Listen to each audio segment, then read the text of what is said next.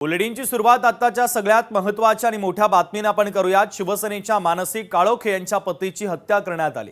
रायगडच्या खोपोलीमध्ये हा सगळा धक्कादायक प्रकार घडला। या हत्येप्रकरणी आता 10 जणांवर पोलिसांनी गुन्हा दाखल केलेला आहे।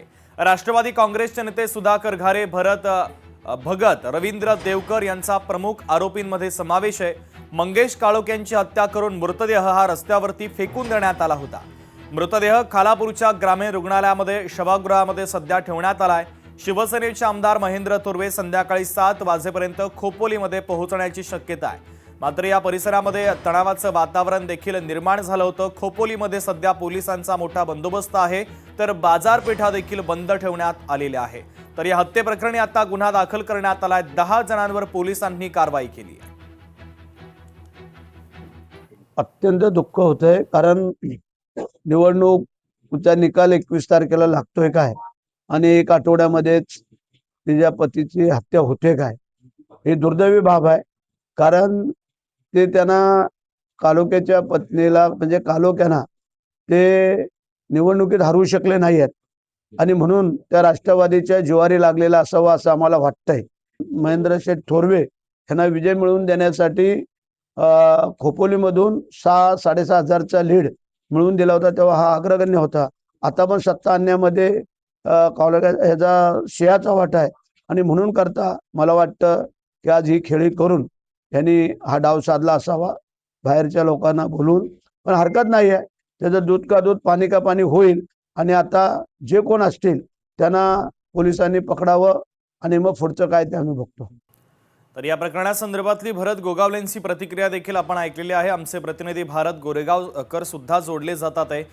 भारत, आपण पाहतोय या हत्या प्रकरणासंदर्भात पोलिसांनी तपासाची चक्र फिरवली। 10 जणांवर गुन्हा दाखल करण्यात आलेला आहे। आरोपींमध्ये कोणाकोणाचा समावेश आहे?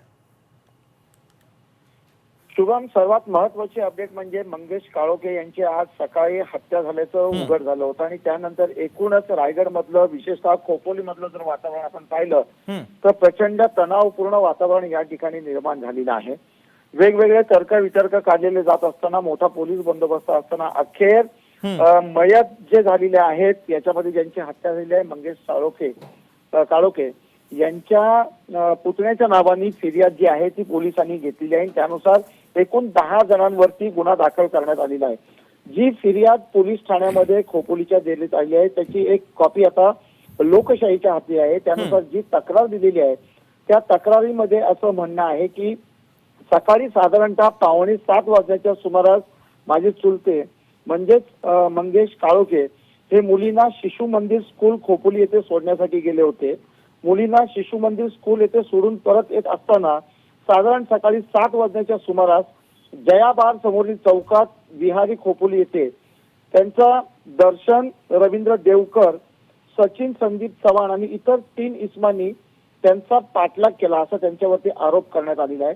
अर्थातच यानंतर जी तक्रार दिलेली आहे त्याच्यामध्ये त्यांना जमिनीवरती पाडून त्यांच्यावरती तलवार आणि कोयता कुऱ्हाडीचे घाव घालून त्यांची हत्या करण्यात आलेली आहे, हे फिर्यादीमध्ये स्पष्टपणे नमूद करण्यात आले आहे। आणि या फिर्यादच्या अनुषंगाने एकूण हत्या करणारे, पाठलाग करणारे आणि हत्याचा कट रचणारे असं मिळून एकूण 10 जणांवरती गुन्हा दाखल करण्यात आलाय। ज्याच्यामध्ये आपण जर पाहिलं तर राष्ट्रवादीचे या जिल्ह्याचे अध्यक्ष जे आहेत सुधाकर घारे यांचा देखील त्या आरोपितांमध्ये समावेश करण्यात आलेला आहे, त्यांच्या देखील नावाचा उल्लेख आहे।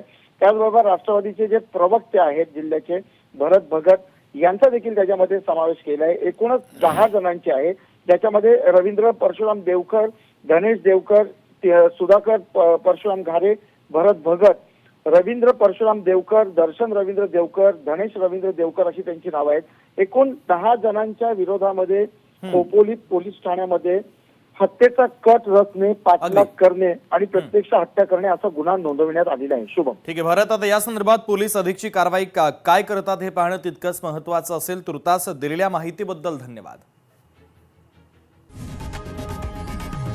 लोकशाही मराठी ऐका, पहा, जागरूक रहा।